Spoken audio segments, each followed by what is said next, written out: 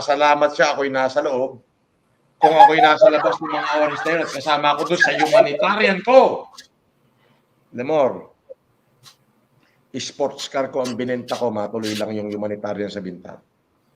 Opo. Wala pa akong access sa pera ko noon dahil nakakulong pa ako eh.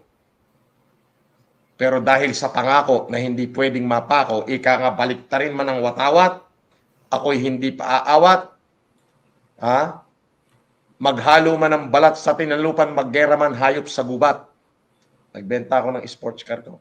Pinabenta ko kay Dong. Yes. Hindi, sabihin mo na rito kung ano yung pinabenta ko sa sakyan. Yan, Mustang. O, yan. Hindi ko sinasabi sa inyo yan. Nakakulong ako, ha? Opo.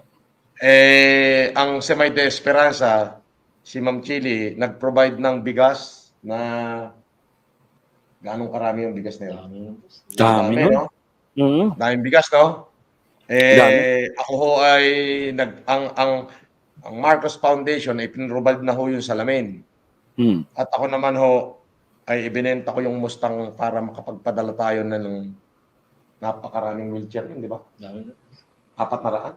Cash. Daming cash nun. Hindi, Daming cash din. tapos yung cash na ipinamigay doon, yun yung sobrang pera ko. Tapos nagbigay tayo ng mga ayuda, yung cellphone, TV. 30 plus mo, I think 34 units yun. 34 units ng cellphone. No? Tapos TV, 10. Tapos may siopaw. Tapos may e-bike ng tig 75,000. Yeah. Yun ang pinakamabigat. Hindi. Anong mabigat? Yung wheelchair, ang dami nun, 400 yung limor. Pwentahin mo. Wow. Oo nga pala.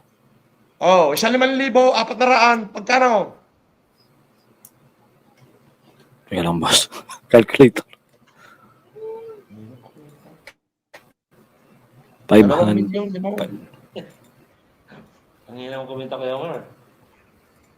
Ano lang? Oo nga, no? Ay, Aba, bakit boss. ko alam 2 milyon?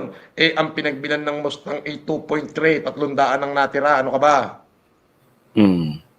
Yan, hindi ko sinabi sa inyo yan. Ang alam nyo, nasa akin yung Mustang ko. Ito na. Taga saan yung bumili ng Mustang ko? Patangas, Ayan. Immediate ang sagot, di ba? Ako taga-benta. Siya nagbenta. Sabi ko, hindi pwedeng hindi matuloy yan.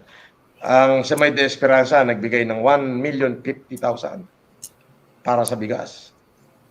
Ang foundation natin, ang optical team natin, sinagot yung lahat ng salamin, almost 30 o 100,000 pieces na salamin ang dala-dala sa bintara. No? 100,000 pieces ang dala-dala. Andong ka, Demor? So po, napakaraming tao doon, boss. Napakarami. Pero napakarami din salamin, halos di nababawasan. Hindi nababawasan. Napakarami. Ayan. Tapos, yun na nga, yung cellphone at TV.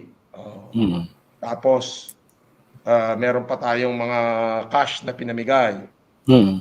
Ay, tingnan mo, kahit ako nakakulong, ay iginawa ko yun. Yung mga pinamigay natin doon na mga e-bike, yan yung galing yan, yung pinagsama-samang tulong ng lahat ng FFCI.